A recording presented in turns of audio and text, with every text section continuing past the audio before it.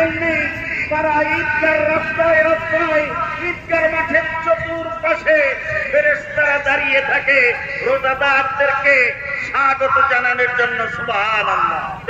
সুবহানের কৃষ্টি কালচারের মধ্যে ঈদের দিনে আমরা আমাদের আত্মীয়স্বজনের সাথে মিলিত হই, আমাদের যারা বিত্তশালী তাদের সাথে আমরা বেশি বেশি মিলি, কিন্তু রাসূলের পরিবারের হাত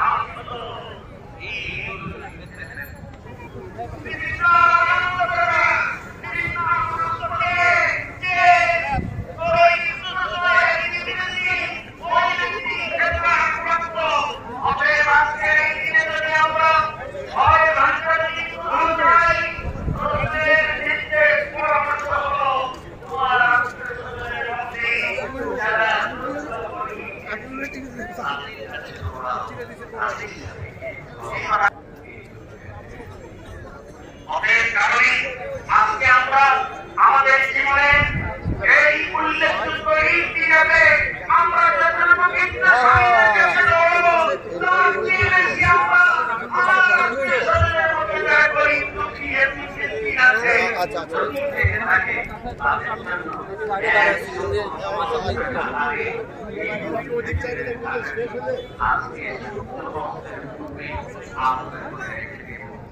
আসসালামু আলাইকুম ওয়া রাহমাতুল্লাহি ওয়া বারাকাতুহু। সম্মানিত দর্শক মণ্ডলী, কেমন আছেন আপনারা? আশা করি ভালো আছেন, আর আলহামদুলিল্লাহ আপনাদের দোয়ায় আমিও ভালো আছি। আল্লাহু আকবার, আল্লাহু আকবার, লা ইলাহা ইল্লাল্লাহু, আল্লাহু আকবার, আল্লাহু আকবার, ওয়া লিল্লাহিল হামদ। আল্লাহু আকবার।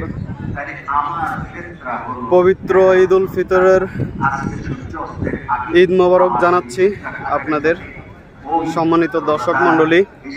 এই মুহূর্তে আমি আছি, আপনারা দেখতে পাচ্ছেন চীনমৈত্রী সম্মেলনের যে পুরান বাণিজ্য মেলার মাঠ, সেই মাঠে এইখানে উত্তর সিটি কর্পোরেশনের পক্ষ থেকে ঈদের জামাত করা হয়েছে।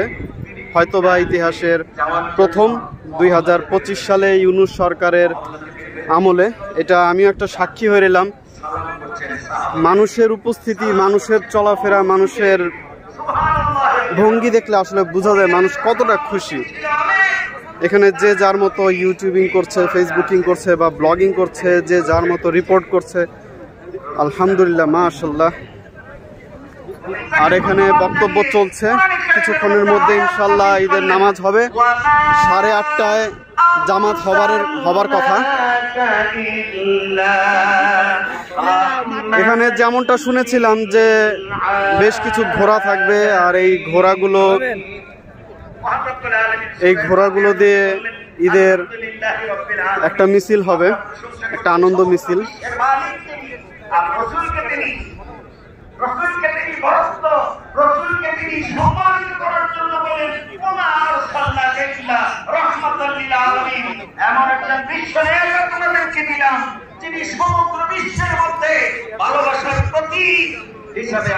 খুব সুন্দর বক্তব্য চলছে। আমি তো এখানে দাঁড়িয়ে দাঁড়িয়ে ভিডিও করছি, পাশাপাশি বক্তব্য শুনছি, খুব ভালো লাগতেছে।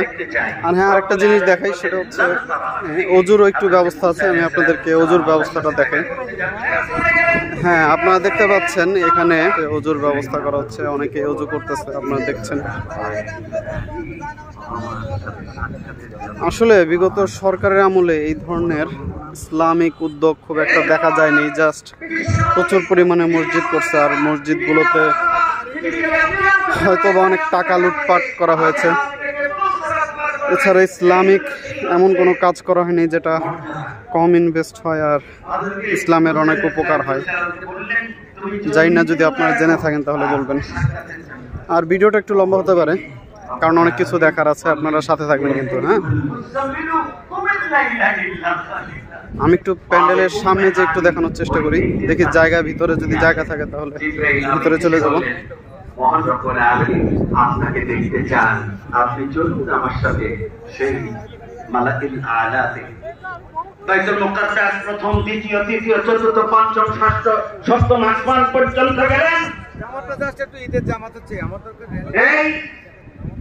এই কাছে হাজার হাজার, এই 8 লক্ষ মানুষকে উদ্দেশ্য করে বলছি, মহান রব্বুল আলামিন যে জিবরাইল আমিনকে আদেশ দিলেন, হে জিবরাইল, আমার রাসূল একা আসবে, নোবডি এলাও, অন্য কেউ এলাও না। বিশ্বনবী বললেন, জিবরাইল তুমি কি দিদারের মজলিস পর্যন্ত আমাকে তুমি আগে দিয়ে আসবে না?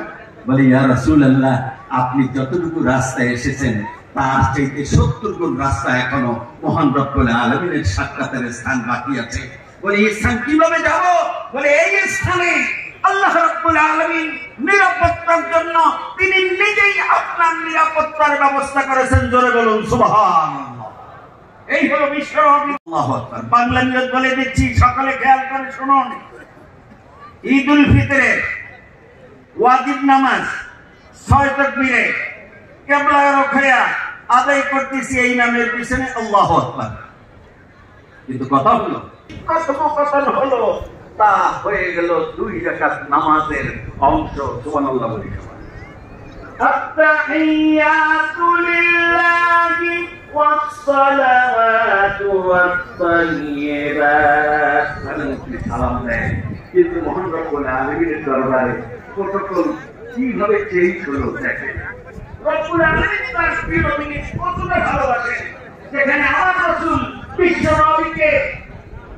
বিশ্বনবী আমার আল্লাহকে সালাম দিবেন, সেখানে রব্বুল আলামিনের ভালোবাসা। আল্লাহু আকবার, আল্লাহু আকবার, লা ইলাহা ইল্লাল্লাহু, আল্লাহু আকবার, আল্লাহু আকবার, ওয়ালিল্লাহিল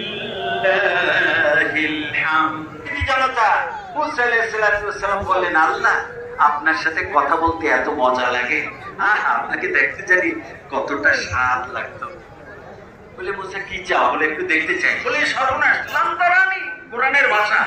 বলে, যেই দেহের মধ্যে তোমার 6টি রিপু আছে, যাকে ইচ্ছা সম্মান দান করি, যাকে ইচ্ছা বেইজ্জত করে দেয়। কত ইজ্জুমান্তাসা, কত জিল্লুমান্তাসা, বিয়াদিকাল খাইর, ইন্নাকা আলা কুল্লি শাইইন কাদির। যখন পুরো অর্থ বলে দিলাম, তখন এমপিরা বলতেছে, ও তাই এইভাবে লেখা আছে না? বলে, আরো তো 2 জন কারি আছে, তারা তো এই আয়াত পড়ে না। আর তারা তো এশিয়ার মধ্যে শ্রেষ্ঠ কারি না, আমি যেহেতু বাংলাদেশের শ্রেষ্ঠ কারি, এটা আমি পড়ি। পাশে থেকে একজনে বলতেছে, এই সমস্ত আয়াতগুলি একটু কম বইলেন। আমি বললাম যে লেখা দেন। বলে, না, লেখা দিলে অসুবিধা আছে, আপনি সাংবাদিকদেরকে বলে দিবেন।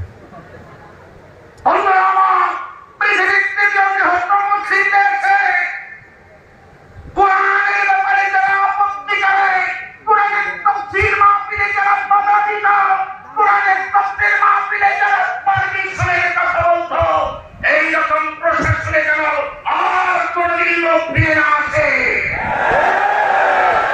বন্ধুরা, আমি যেহেতু পার্লামেন্টে 42 বছর তেলাওয়াত বর্তমান করি, ওরা আমাকে সাসপেন্ড করে বিনিময়ে কি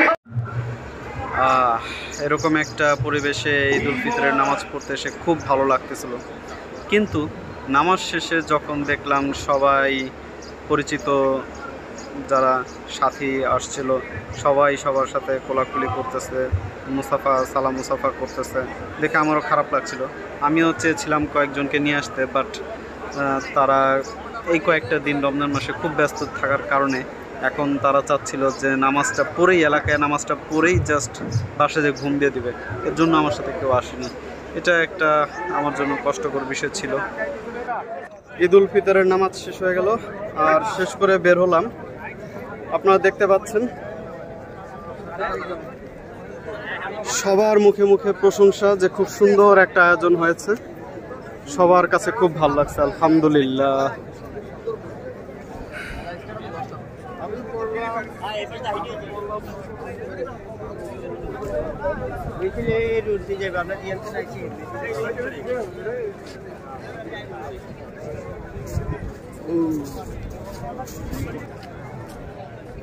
আচ্ছা, অল্প কিছুক্ষণের মধ্যে এখানে যে দ্বিতীয় পর্ব আছে, অর্থাৎ একটা র্যালি হবে, তো আমরা থাকবো, আমরা যতটুকু পারবো আমি আপনাদেরকে দেখানোর চেষ্টা করব, আপনারা আমার সাথে রাখবেন, ঠিক আছে?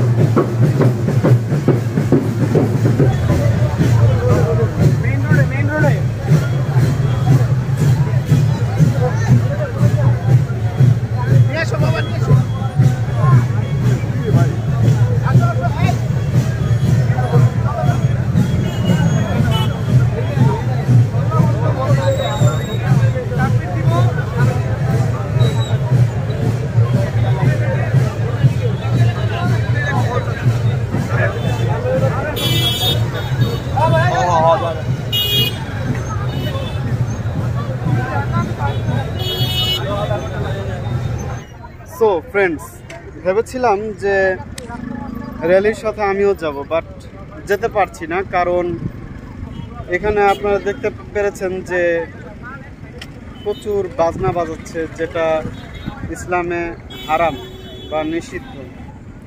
তো খুব ভালো একটা আয়োজন করছে, তার জন্য এই যে কমিটি বা যে মন্ত্রণালয় বা ঈদের নামাজ এখানে হয়েছে, তাদেরকে অসংখ্য ধন্যবাদ। তাদেরকে আল্লাহ তাআলা হেদায়েত দান করুক এবং সঠিক পথে পরিচালিত করুক, এই দোয়া করি তাদের জন্য। বাট নামাজের পরে তারা যে কাজগুলো করছে, আরও গান বাজনা হচ্ছে, ব্যান্ড আসবে।